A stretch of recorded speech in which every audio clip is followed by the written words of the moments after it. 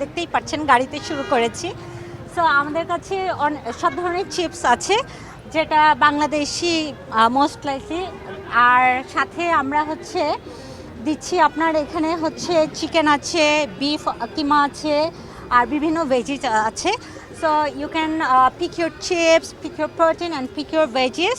গভীর রাতে রাজধানীর অভিজাত এলাকায় স্ট্রিট ফুড বিক্রি করছেন এক নারী, আর ক্রেতারাও আয়েশ করে উপভোগ করছেন সেই খাবার।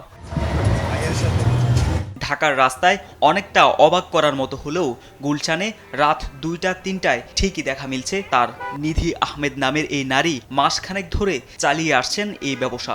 সড়কের পাশে বিলাসবহুল গাড়িতে করে বিক্রি করছেন স্ট্রিট ফুড।